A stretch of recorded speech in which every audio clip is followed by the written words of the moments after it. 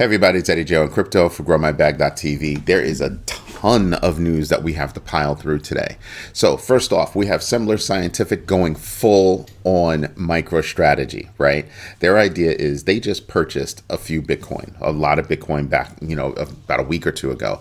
Now they've doubled down. They've bought another 17 million worth of Bitcoin, and they want to raise $150 million to buy more Bitcoin. Now, what happens with their stock?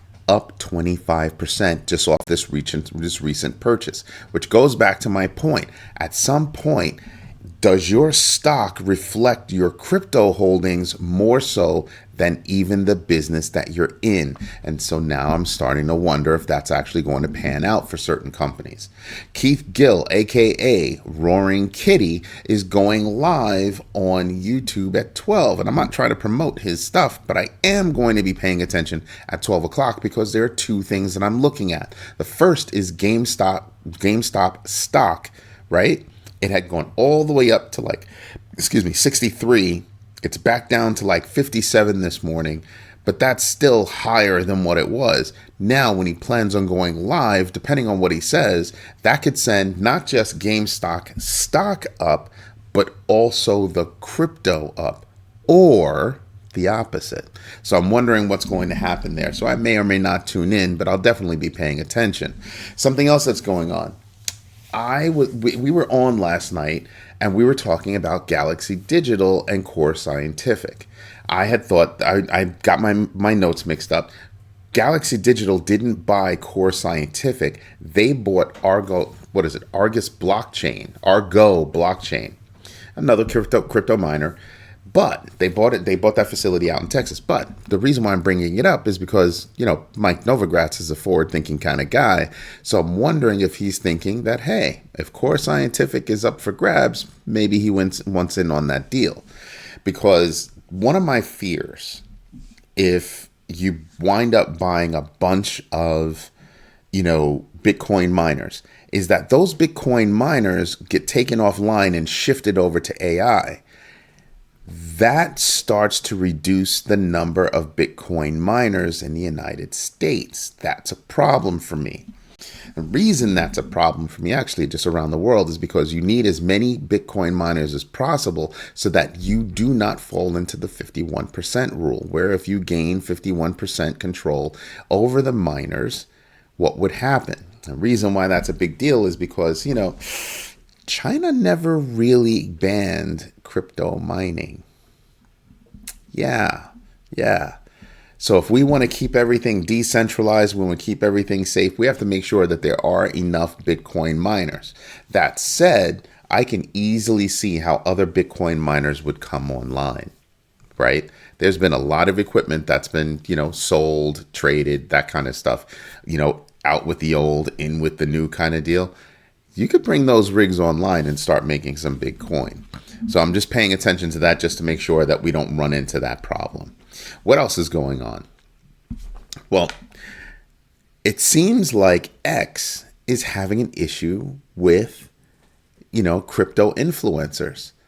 And there could be a shadow ban going on. So I read about that and I sat there and I said, I can honestly see that. But the issue is that they won't reach the broader space, right? If they're being shadow banned, that means that they can make a post and nobody would see it, not even their followers. So it would be completely unbeknownst to them, hence shadow ban. So, hey, we're not really banning you and nobody can prove it other than somebody from the inside.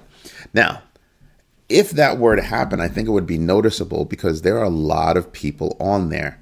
And I look at it and I kind of go, well, there's a new social media platform and we don't ban people, that are talking about crypto so long as, they're speaking the truth. And even then, well, we kind of want you to be on the platform and want you to speak the truth. And we believe the community will absolutely call you out. And what platform is that? That's right. GrowMyBag.tv, social media platform built for people that want to grow their bags and learn how to grow their bags. So if you think you're being shadow banned someplace else, feel free to come join us over there. We're doing a lot of good stuff. We know we're growing. We know we have a lot of opportunities for improvement, and that's what we're doing. And with your help, we can get better. What else is there? Kerrisdale Capital. Kerrisdale Capital came out and they said, Riot platforms and the rest of the miners out there are bad for the environment, old trope, and we're going to short them. Stock took a little bit of a dip and came roaring back. I think Kerrisdale might wind up eating some crow on this one. And I won't be sad about it. I won't be. There are a lot of Bitcoin miners out there that could be doing better when it comes to the environment, but there are a lot of Bitcoin miners out there that are doing better, using, new ways to actually get their energy and things like that. So I think Kerrisdale could actually go for, doing a little bit more research. Just saying, that's just me. Now, McDonald's, on a happier note, McDonald's launches a new metaverse in Singapore and Hong Kong. And that's a cool thing. That's a very cool thing. And people wonder why I talk about it is because, well, I am a member of the Metaverse Standards Forum, and I do pay attention to things that are going on in the metaverse. I also bring it up just because it's cool. If you look at the history of McDonald's, McDonald's has always been at the forefront of marketing. If you see just the golden arches, you think Mickey D's fries. So them getting involved in the metaverse, to me, is not shocking at all. It's actually pretty awesome, and it goes toward them being forward thinking. And that's what I'm calling out. So that's pretty cool. Hat tip to McDonald's. Now, New York State Attorney General went after a few people in what she believes, or what they're alleging, is a $1 billion Ponzi scheme. And it's a not even a Ponzi scheme, it's a pyramid scheme that's pointed specifically at Haitians, at Haitian immigrants, because it's a part of the culture. You do that whole, everybody pays in, and every so often somebody, every week or every month or whatever it is, somebody gets all the money and everybody pays in, next person. Well, this one seems really, really bad, and it seems to involve crypto. More will come out of that, and we'll see what's going on with that. That's huge. $1 billion. Oof. That's not small potatoes. Then there's a Hulk token out there. Hope meme to Hulk, as in Hulk Hogan. I don't know if it's his token for sure. It's been said that he did, shill the token, but then it's also being said that the token went from $19 million in market cap down to $3 million. That's the definition of a rug pull. And he's saying, listen, there was a post made on my, on my Twitter account, or my X account rather, and that wasn't me. Don't pay attention to it, blah, blah, blah.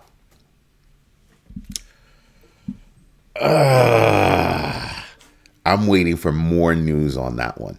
There have been a lot of people, Vitalik Buterin, the guys from the team from Shiba Inu, people from Cardano. There have been a lot of people, real people in this space, that have said, please be careful with some of these meme coins. Please be careful with some of these star meme coins. Got Iggy Azalea, or Izzy Azalea, whatever the heck her name is, with her coin, and then you got this other person with their coin. This is what they're talking about. From 19 to 3, like that. This is what they're talking about. Pay attention and be careful out there. I tell you guys all the time, I'm very wary of certain meme coins. I'm very wary of meme coins, period. But I've also seen meme coins become successful. Dogecoin is still a meme coin, and it is successful. Shiba Inu, to me, is not a meme coin anymore. They've got a whole ecosystem around it. It might have the name, but I don't think it's a meme coin anymore. I think they've matured and grown up. And I think that Floki is about to do the same thing.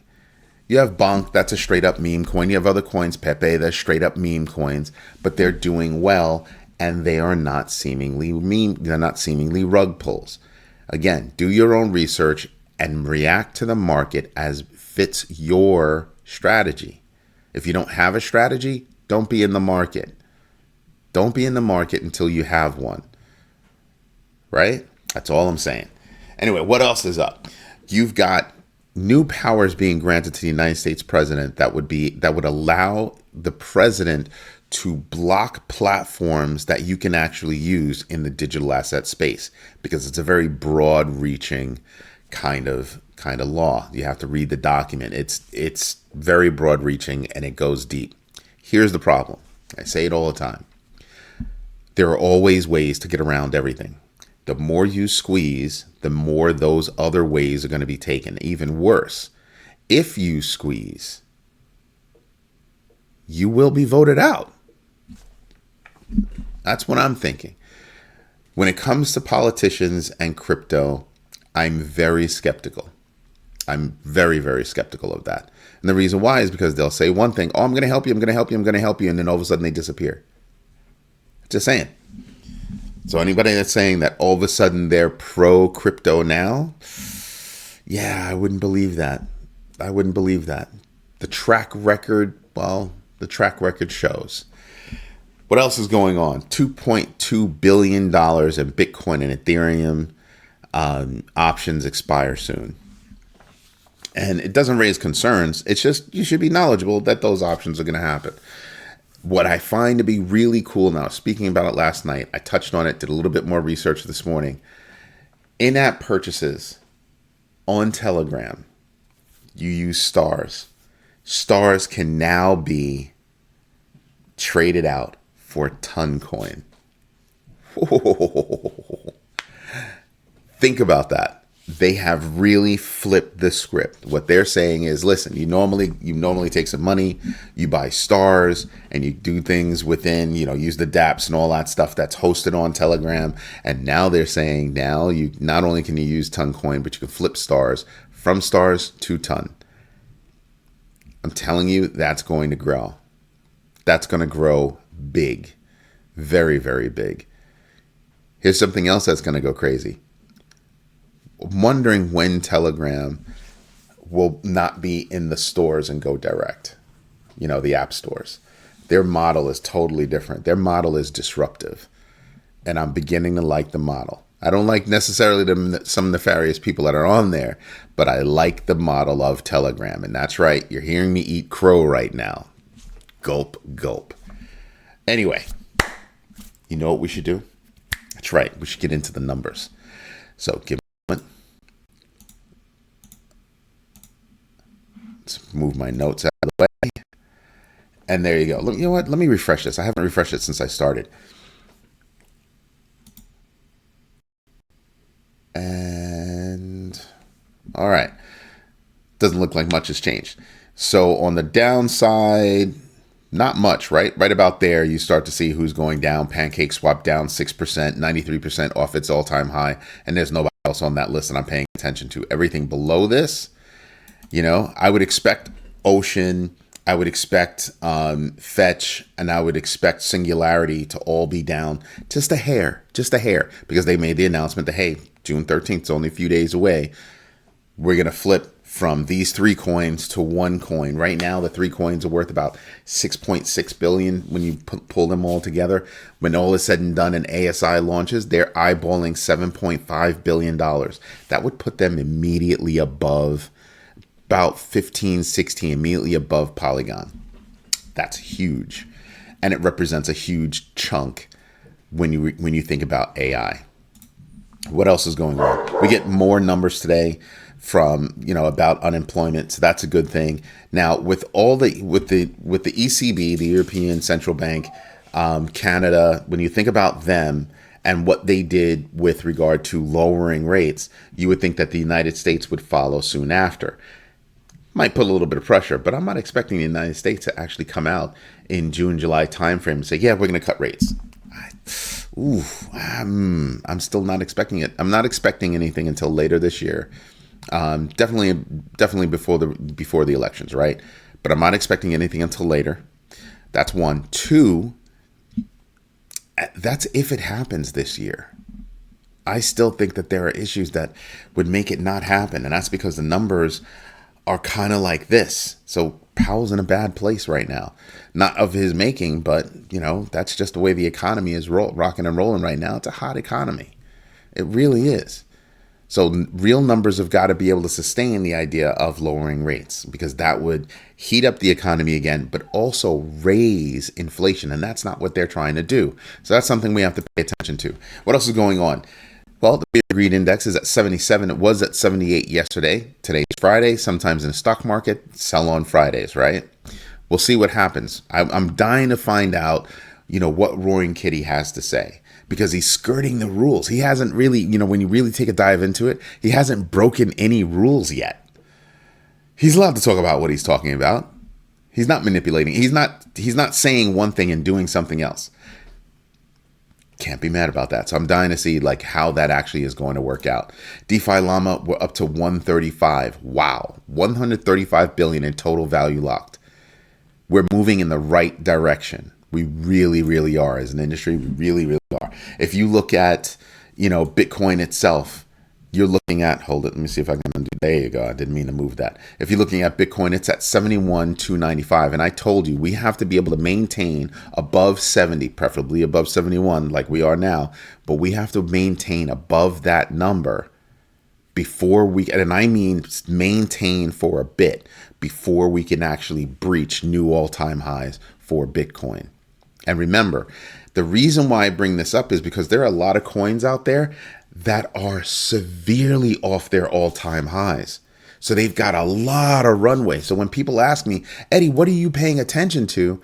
Yes, I'm always putting money in Bitcoin, always, no matter what. However, as my big brother would say, I'm also paying more attention to the other coins that will give me multiples.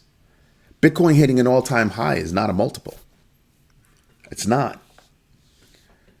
Right? If you look at Shiba Inu, for example, Shiba Inu is only at 25. Its all-time high was above 40. See what I'm saying? Do I think that I could get there with new all-time highs and a market going wild? It'll get there and beyond. So that's what I'm looking for. It's just that I'm noticing, that coins that are still far off their all-time highs, there are only 9 coins that actually hit all-time highs when Bitcoin hit all-time highs. So who knows what those coins can do? But all these other coins, they've got a lot of runway. I'm paying attention to that. Cardano is up, semi-big, but Cardano's been at 46 cents, 48 cents. It's been playing around with trying to hit 50 cents.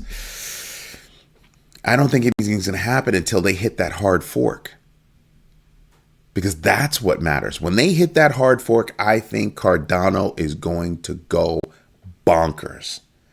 I keep telling people, Cardano's one of those projects. They do big things. They don't play games. They do big things. They don't make moves unless it's sure-footed. So when I look at Cardano, I kind of sit back and I kind of go, it's one of the most boring freaking projects out there, because it's a long time in between them doing anything actually significant. Well, this next hard fork is going to be wildly significant. And it's going to bring a lot to Cardano. That's when I expect it to grow up. So see, Hutanik, I do like Cardano. I just don't know if I should be adding to the bag right now. So I still add to the bag in terms of DCA, but I'm talking about big money add to the bag. Not doing that yet. Maybe if it hits 46 cents again, maybe I will.